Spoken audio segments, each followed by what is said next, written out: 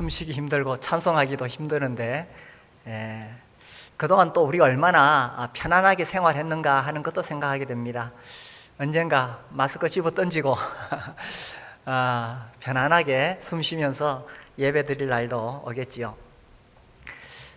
저는 야구에 별로 관심도 없고 잘 모르는데 지난 5월 달에 이 야구 그 볼 판정 때문에 좀 이렇게 말이 있었더라고요.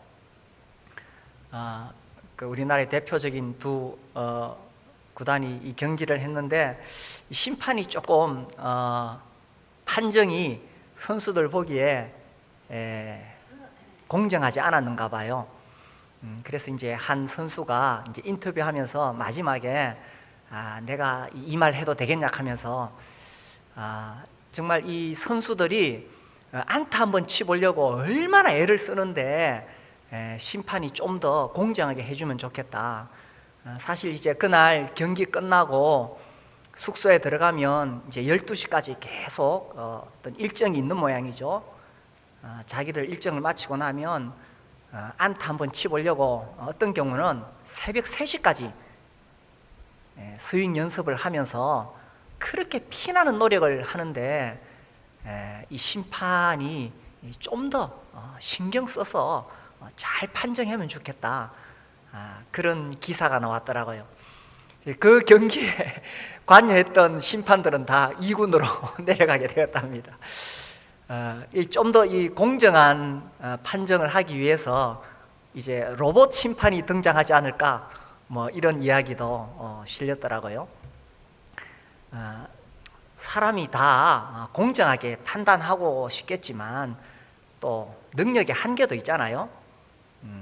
또 하나는 만약에 이 사람의 감정이 개입된다면은 더 공정한 판정을 내리기가 어려울 것입니다.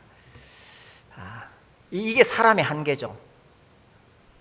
만약에 하나님께서 판정을 잘 못 내리신다면 어떻게 되겠습니까?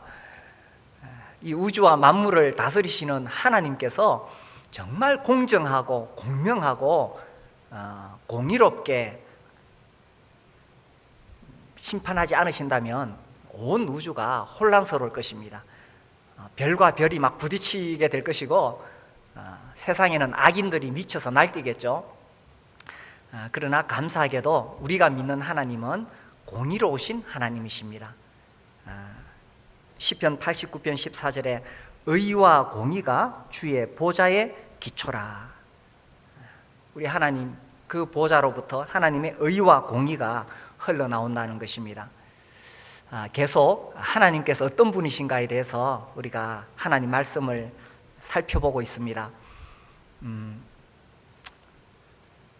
어떻게 일주일 생활하시면서 하나님에 대해서 좀 생각을 하십니까? 잘 때나 깰 때나 주님 생각, 밤에나 낮에나 주님 생각.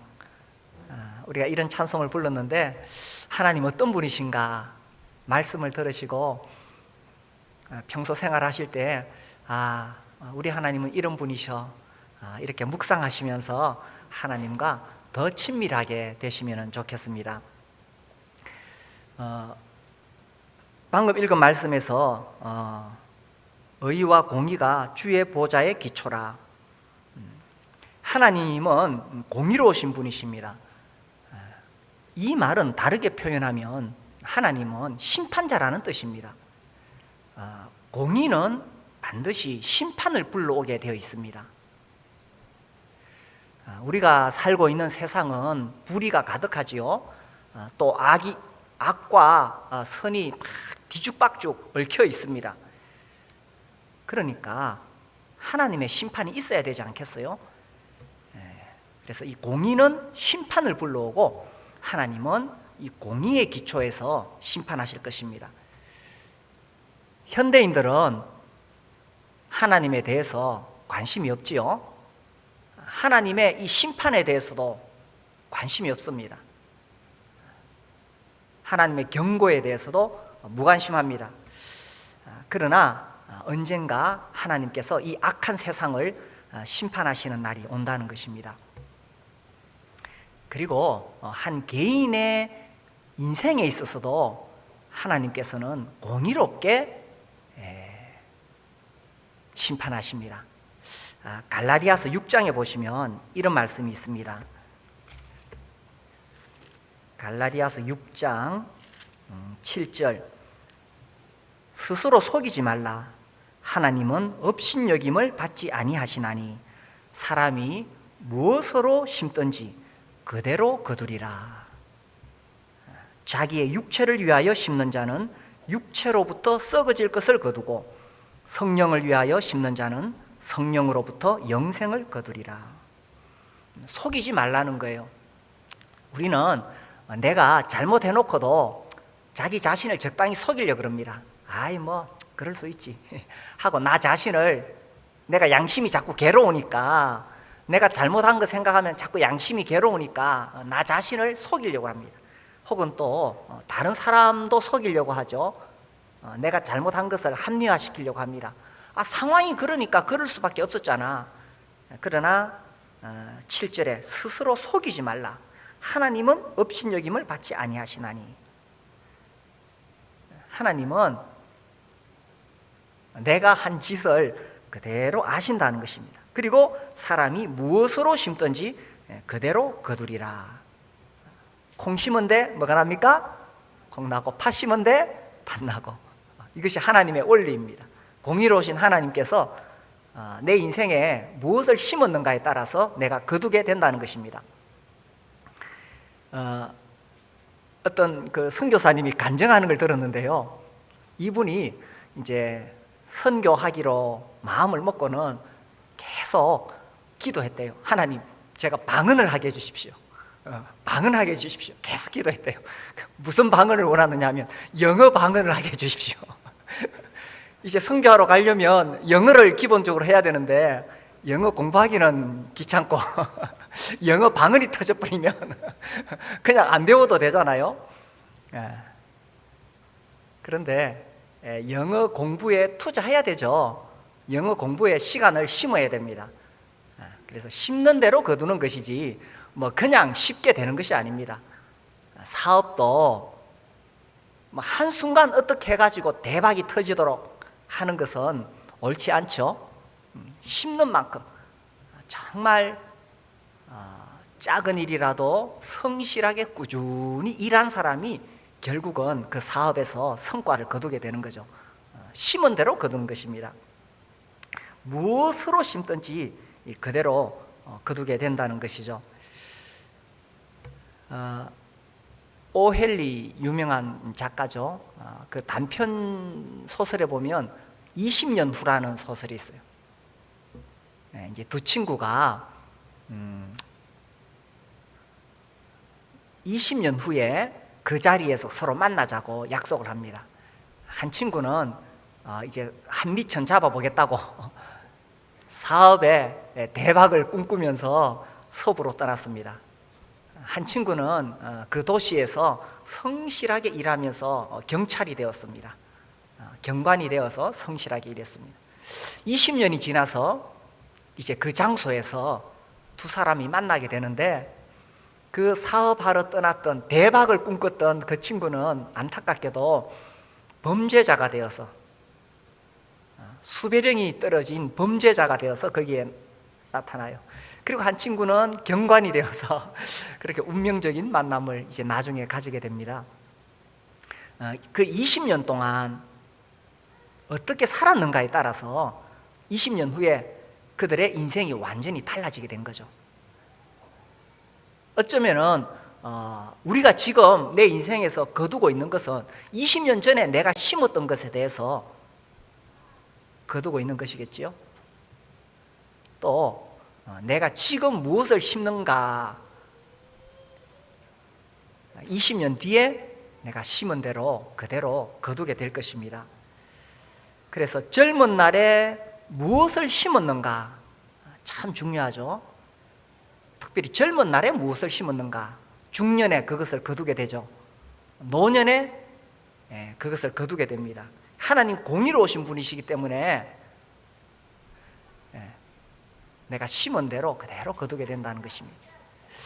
그래서 학생들이 공부 안 하고 막 기도 열심히 해가지고 하나님 내가 공부한 것만 시험 문제 나오게 해주십시오, 그런 거 없죠. 자기가 심은 대로 거두게 되는 것입니다. 결국 마지막 심판대에서 내가 내 인생에 이 땅에 사는 동안에 무엇을 심었는가, 그 심은 대로 거두게 된다는 것입니다. 갈라디아서 6장 8절에 자기의 육체를 위하여 심는 자는 육체로부터 썩어질 것을 거두고, 우리가 이 땅에 살아가는 동안에 육체를 위하여 심는 자는 썩어질 것 거둔다는 것이죠. 성령을 위하여 심는 자는 성령으로부터 영생을 거두리라. 하나님의 공의입니다. 공의로운 법칙이죠. 그래서 시간 날 때 하나님 말씀을 읽고 묵상하고 또 기도하고 이렇게 하면 점점 더 영적으로 주님과 깊어지게 될 것입니다. 그렇지 않고 그냥 하나님하고 나하고 바로 이렇게 가까이 되기를 바라는 것은 옳지 않죠. 내가 얼마나 성령으로 심었는가에 따라서 주님과 나의 관계가 더 친밀해질 것이고, 우리는 세상의 영광이 아니라 하늘의 영광이 더 가까이 보일 것이고, 그리고 주님 앞에 서는 그날에 하나님 앞에서 더 칭찬받는 인생이 될 것입니다. 이제 하나님에 대해서 우리가 그동안 말씀을 살펴보니까 하나님은 참 자비하신 분이시고 또 긍휼이 풍성하시고 인자하신 하나님이시거든요. 사랑과 은혜가 많은 하나님이십니다. 그런데 또 하나님은 공의롭다고 되어 있잖아요. 그럼 이 두 가지가 서로 잘 안 맞는 것 같아요. 사실 우리는 이 두 가지를 동시에 하는 것이 쉽지 않습니다. 우리는 이 갈등합니다. 뭐 예를 들자면 이런 거죠. 어떤 그 청년 이제 중매 소개가 들어왔는데 그 청년이 어떤 사람이냐 이렇게 물을 때에 그 청년이 만약에 불성실하고 뭐 이렇게 좀 신앙생활도 제대로 안 하고 교회도 잘 안 나오고 뭐 믿을 만하지 못한 사람이다. 그런데 사실 그 사람에 대해서 안 좋은 이야기 하기가 참 어렵습니다. 그렇죠? 좋은 이야기 해줘야 되지 어떤 사람이냐고 묻는데, 근데 그것은 사실은 정직하지 못한 거예요. 이 결혼이라는 것은 그 상대방에 있어서 그 사람은 정말 인생의 중요한 걸 가지고 이제 이 결혼이라는 것은 너무나 인생의 중요한 것인데 내가 너무 좋게만 포장해서 이야기한다면 이건 정직하지 않은 거죠.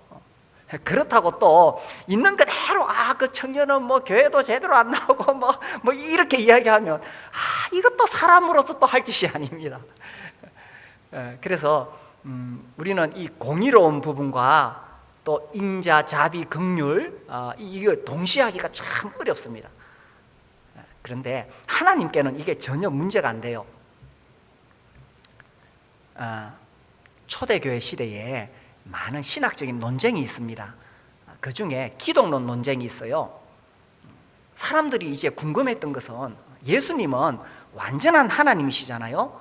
예수님은 완전한 인간이잖아요.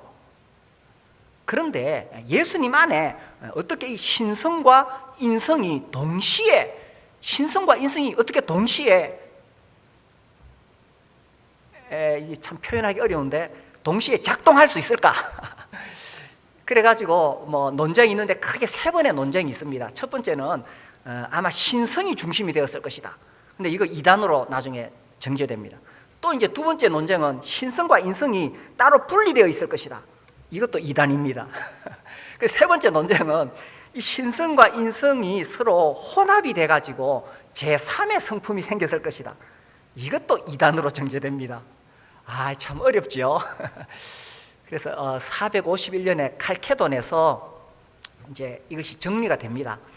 그래서 예수님의 신성과 인성은 서로 혼합되지도 않고 서로 분리되지도 않는다. 뭐 이렇게 해가지고 아주 어렵게 설명을 합니다. 그래서 예수님은 완전한 신성을 가지고 계시고 완전한 인성을 가지고 계신 참 하나님이시며 참 인간이시지만 그러나 그분은 한 위격 안에서 한 분이시다. 이런 거죠.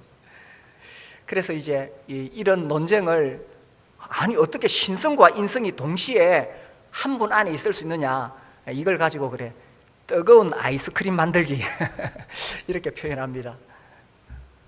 어떻습니까? 뜨거운 아이스크림 만들 수 있습니까? 우리 인간으로는 불가능하죠. 그러나 예수님 안에는 이것이 가능했다는 이야기입니다. 그래서 하나님의 공의와 하나님의 인자 자비 긍휼이 어떻게 동시에 작동할 수 있느냐, 우리는 이해를 하지 못하지만 하나님께는 전혀 문제없이 하나님은 동시에 하실 수 있다는 것입니다. 중요한 것은 그분은 인자 자비 긍휼과 충돌하지 않으면서도 하나님은 공의로우신 하나님이시죠. 그리고 하나님의 공의는 우리가 방금 갈라디아에서 봤던 것처럼 심은 그대로 거둔다는 것입니다. 그래서 우리가 인생을 어떻게 살든지 간에 우리가 심은 그대로 우리 인생에서 결국 거두게 된다는 것입니다. 그런데 성경을 읽어보면 우리가 보기에 하나님이 공의롭지 않은 것처럼 보일 때가 있어요. 오늘은 제가 좀 이렇게 좀 논리적인 이야기를 하고 있는 것 같죠? 좀 한번 생각해 봅시다. 예를 들어서 창세기 20장에 보면 아브라함의 이야기가 나오는데, 아브라함이 이 그랄 땅에 가서 자기 아내를 누이라고 말합니다. 그게 틀린 건 아니지만 정직하지 못하죠. 아내라고 말해야 되는데, 그래서 그랄 왕이 아브라함의 아내를 데리고 갑니다. 그때에 하나님께서 이 그랄 왕 아비멜렉에게 나타나셔서 뭐라고 말씀하시냐면, 네가 데려간 이 여인으로 말미암아 네가 죽으리니, 이렇게 말씀하셨어요.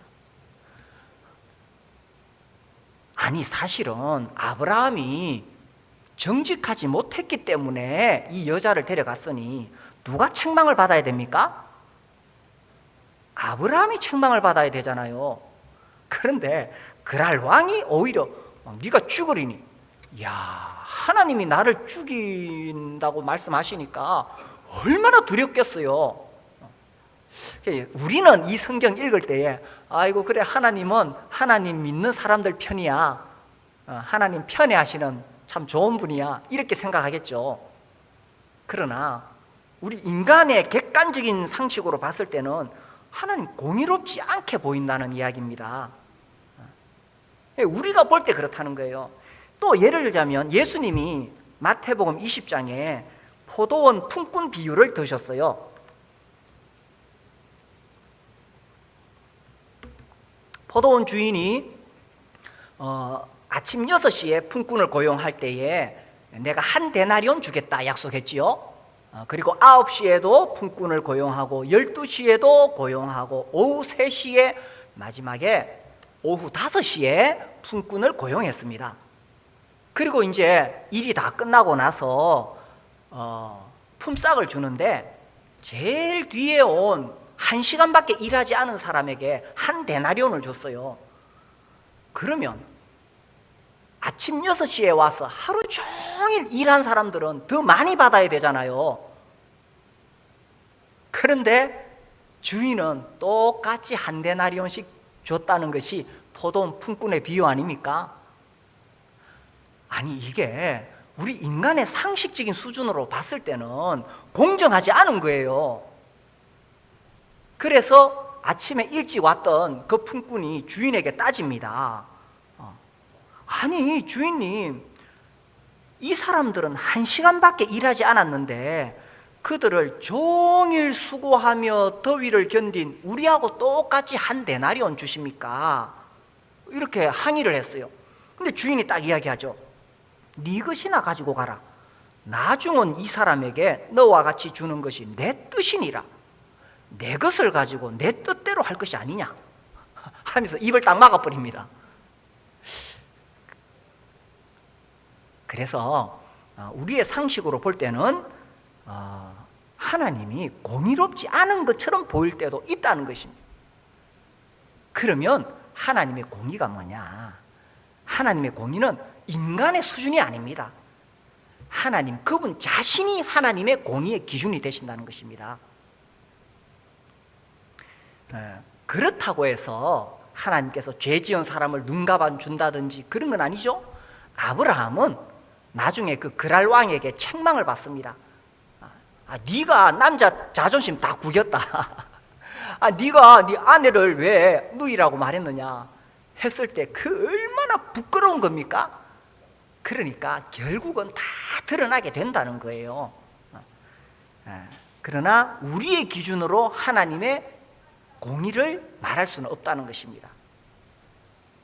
사실 우리 인간 세상에서도 무엇이 과연 의로운 것이냐 이거 판단하기가 어렵습니다. 예를 들자면 안락사 문제, 정당방위의 문제. 만약에 내가 그런 상황에 처했다고 한다면 이거 어떻게 판단할 수 있겠어요? 하버드 대학의 마이클 샌델이라는 교수가 하도 유명하다 그래서 제가 그 책을 한번 오래전에 사본 적이 있어요. 책 제목이 정의란 무엇인가. 이분이 이제 이런 논란이 되는 것들을 다루는데, 그래서 뭐 공리주의, 그죠? 뭐가 옳은 것인가를 판단하기 위해서 공리주의를 주장한 사람이 있죠. 또 뭐 자유지상주의, 또 임마누엘 칸트 이야기도 나오더라고요. 칸트 철학 어렵죠. 학교에서 칸트 철학 배우면서 고생하셨죠. 존 롤스나 혹은 또 아리스토텔레스 이야기를 하면서 무엇이 과연 의로운 것인가를 뭐 그 교수님 나름대로 뭐 설명을 하는데, 그러나 사실 인간의 세상에서도 무엇이 과연 의로운 것인가 이것을 판단하는 것은 쉬운 일이 아닙니다. 그리고 시대가 달라지면서 사람들의 기준도 달라집니다. 예를 들자면 우리나라에 간통죄가 없어졌어요. 과거에는 자기 아내나 남편을 두고 다른 사람과 간통을 저질렀다면 이건 큰 죄예요. 형무소 가야 되는 거예요. 근데 지금은 그렇지 않죠. 제가 이제 두려워하는 것은 이제 우리 청소년들, 우리 어린이들이 자랐을 때 어떻게 되느냐. 얘들이 자랐을 때는 이 간통을 전혀 죄로 보지 않을 것입니다. 아니 성인들끼리 합의해서 한 것인데 그게 무슨 죄냐. 이제 그렇게 흘러가게 될 것이라는 거예요. 동성애 문제, 지금 우리나라에서 이거 합법화 시키려고 애를 씁니다. 사실 지난 금요일 날 어떤 당에서 이거 발의하려고 했는데 다행히도 국회의원이 10명이 있어야 그게 법이 발의가 되는가 봐요. 근데 10명이 안 되어서 또 6월 29일로 밀렸더라고요.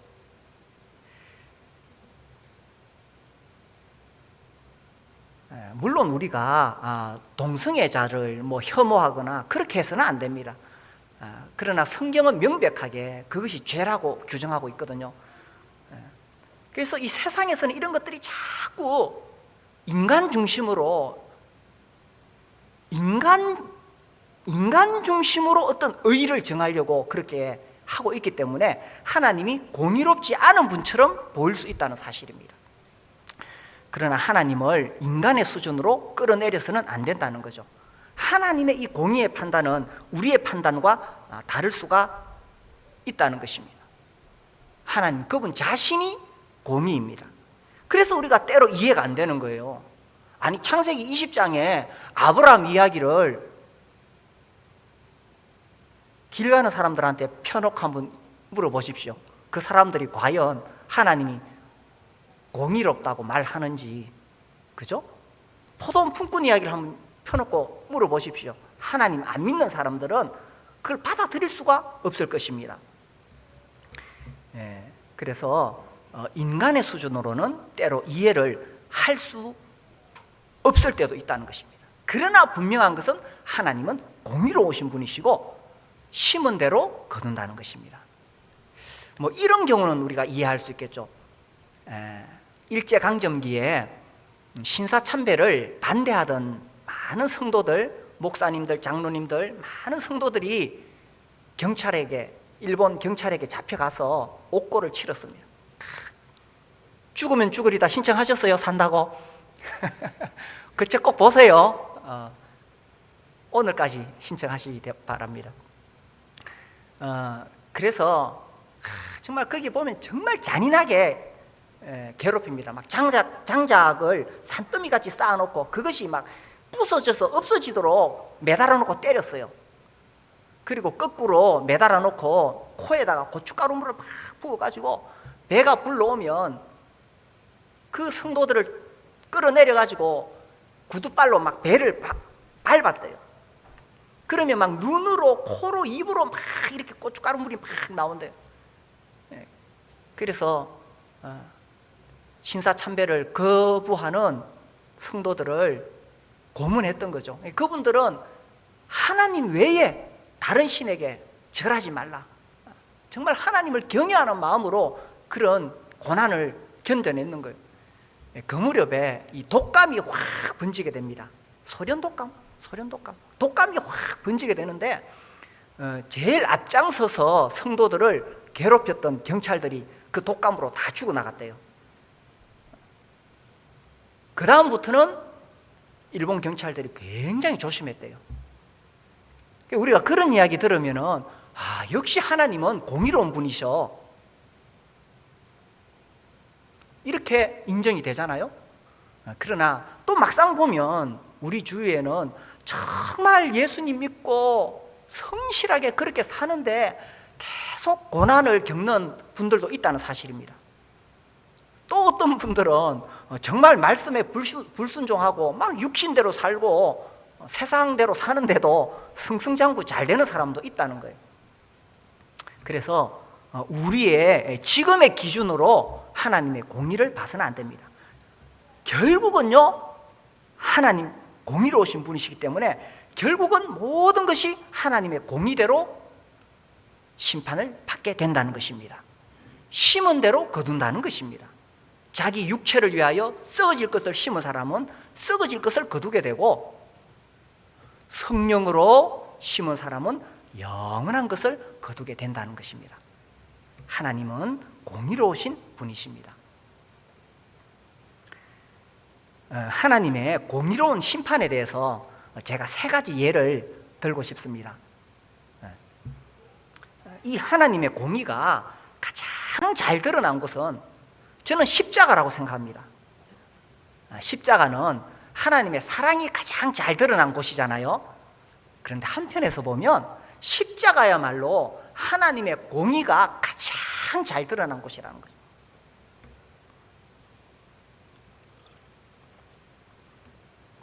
전에 한번 제가 이렇게 전도를 하다 보니까 그분이 이렇게 질문을 하더라고요.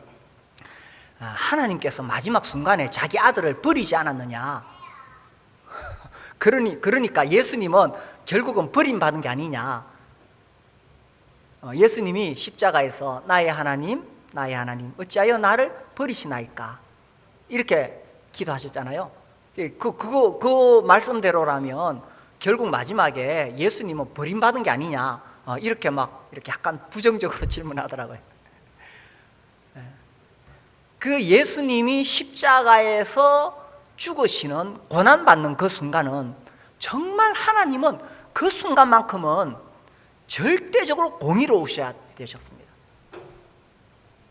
하나님 아버지와 예수 그리스도는 한 분이시죠. 한순간도 그분들은 따로 있을 수가 없는 한 분이십니다. 나와 아버지는 하나이다 라고 말씀하시잖아요. 그 한 분이신 그 하나님이, 예수님이 십자가에 죽으실 때만큼은 정말 하나님이 자기 아들을 버려야 될 만큼 하나님은 공의로운 판단을 하셔야 된다는 거예요. 왜냐하면 그렇게 해야만 우리 인류에게 내릴 모든 하나님의 우리가 지은 모든 죄에 대하여 하나님께서 인류에게 쏟아 부어야 될 모든 하나님의 진노를 그 순간 십자가 예수님에게 다 쏟아 부으셔야 되잖아요. 그 순간만큼은 조금이라도 정말 사랑하는 하나님의 아들이지만 그 순간만큼은 공의로우신 하나님으로서 그 아들을 버리실 만큼, 그 예수님 생각하실 때 나를 버리십니까? 라고 외칠 만큼 완전히 하나님의 진노가 쏟아져야 된다는 것입니다. 그 순간 하나님의 공의가 절대적으로 드러나야 됐다는 것입니다. 그래서 우리 예수 믿는 사람을 하나님께서 천국에 데려가실 수가 있는 거예요. 사단이 중간에서 말리겠죠. 하나님, 이 사람 이렇게 죄 많은 사람인데 어떻게 이 사람 천국에 데려가려고 하십니까? 저 죄 많은 인간 지옥 보내야 됩니다 라고 사탄이 송사할 때에 하나님께서 이렇게 말씀하실 수 있겠죠. 내가 십자가에 못 박힌 예수 내 아들에게 진노를 퍼부을 때에 조금이라도 부족함이 있었느냐, 저 사람의 죄를 다 갚지 못하는 조금이라도 부족한 것이 있었느냐 라고 말씀하실 때 사탄은 조금도 그에 대해서 답변할 수가 없을 것입니다. 왜냐하면 하나님이 우리 인간들에게 내려야 될 모든 죄에 대한 진노를 그 십자가에서 다 쏟아 부으셨기 때문에 예수 믿는 우리를 하나님이 천국에 데려가시는 것이, 그것이 하나님의 공의일 수밖에 없다는 것입니다. 그 순간 하나님의 공의는 완전히 십자가에서 만족이 된 거예요. 하나님은 단지 사탄의 송사가 아니라 하나님 그분이 의로우신 분이시기 때문에 하나님 그분의 공의가 충분히 만족될 만큼 예수님의 십자가에 진노를 쏟아 부으셔야 했다는 거예요. 그래서 하나님의 공의가 십자가에서 충분히 만족이 되었다는 것입니다. 우리 같은 죄인도 하나님께서 천국에 데려가기에 조금 더 부족함이 없도록 그 십자가에서 하나님의 진노가 완전히 쏟아 부어졌다는 것입니다. 만약에 조금이라도 십자가에서 부족했다면 나를 천국에 데려가는 것은 공의롭지 못한 하나님이 됩니다. 그러나 이제는 만약에 내가 예수님을 영접했을 때에 나를 하나님께서 지옥에 보내신다면 그것은 하나님이 공의롭지 못한 분이 되시는 거예요.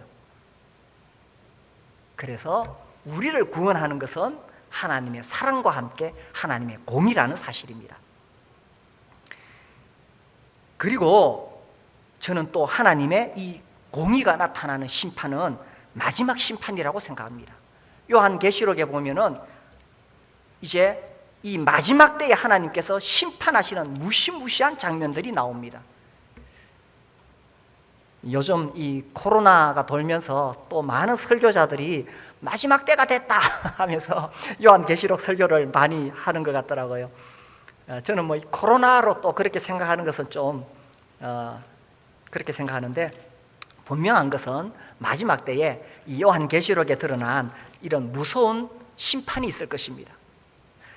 그런데 이 계시록을 읽어보면 이 심판이 너무나 무자비하기 때문에 하나님은 공의로우신, 이 사랑의 하나님이 어떻게 이렇게 심판하실 수 있느냐라고 질문할 수 있습니다.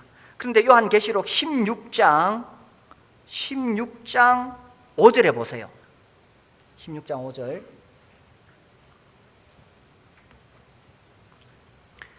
내가 들으니 물을 차지한 천사가 이르되 전에도 계셨고 지금도 계신 거룩하신 이여 이렇게 심판하시니 의로우시도다.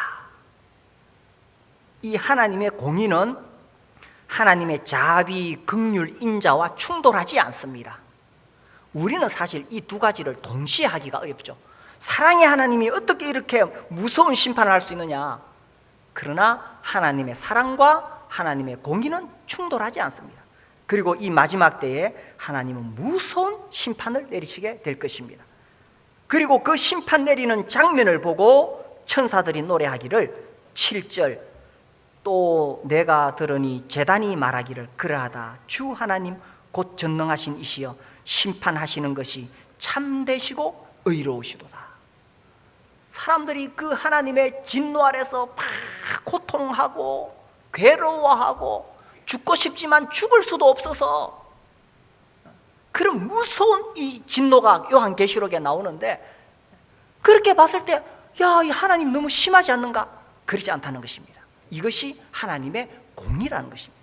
왜냐하면 하나님의 공의는 우리 인간의 상식과 우리 인간의 수준과 우리 인간의 판단을 넘어서게 되기 때문입니다.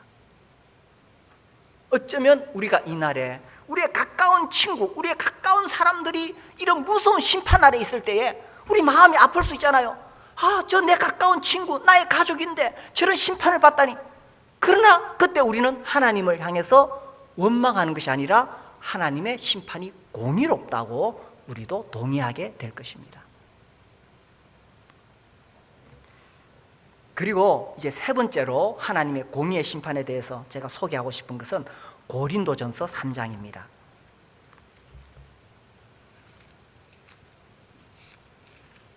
고린도전서 3장에는 그리스도의 심판대, 하나님의 심판대가 나옵니다.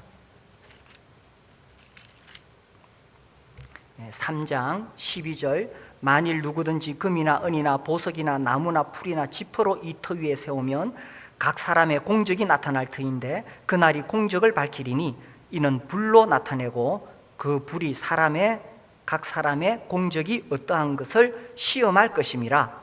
만일 누구든지 그 위에 세운 공적이 그대로 있으면 상을 받고 누구든지 그 공적이 불타면 해를 받으리니 그러나 자신은 구원을 받되 불 가운데서 받은 것 같으리라.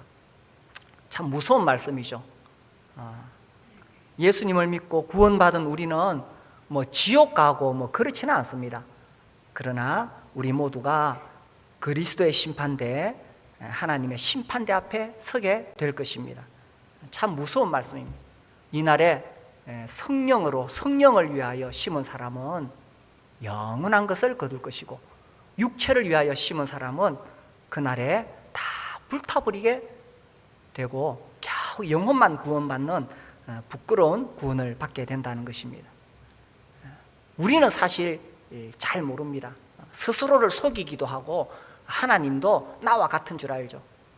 그러나 하나님은 우리의 중심을 다 보시는 분이십니다. 우리가 볼 수 있는 것은 결과밖에 없습니다. 열심히 뭔가를 해서 이루어 놓으면 그 결과를 보지만 하나님은 그 동기를 보십니다. 네가 그렇게 열심히 교회를 섬겼는데 네 동기가 뭐냐? 하나님은 결과보다는 그 과정을 보십니다. 하나님 우리의 중심을 보십니다. 그래서 우리가 결과로 많은 것을 이루어 놓은 것 같지만 그날에 불로서 타버리면 다 불타버릴 것이고, 우리가 정말 조금 아주 작은 것이라도 정말 주님 마음을 기쁘시게 하기 위해서, 주님의 영광을 위해서 성령으로 심은 것이 있다면 그것은 금과 은과 보석으로 남게 된다는 거죠. 하나님은 공의로우신 하나님이십니다. 그래서 우리가 하나님을 속일 수가 없습니다.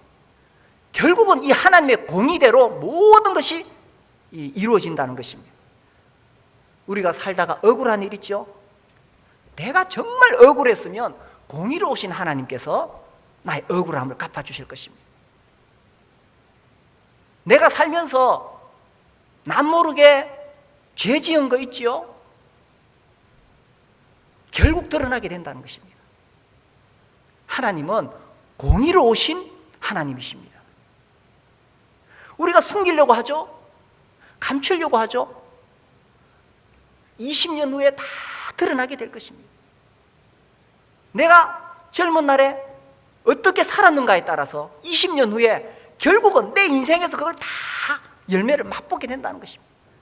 그리고 이 땅에서 드러나지 않은 것에 대해서는 이 그리스도의 심판대 앞에서 다 드러나게 된다는 것입니다. 하나님은 공의로우신 분이시니까.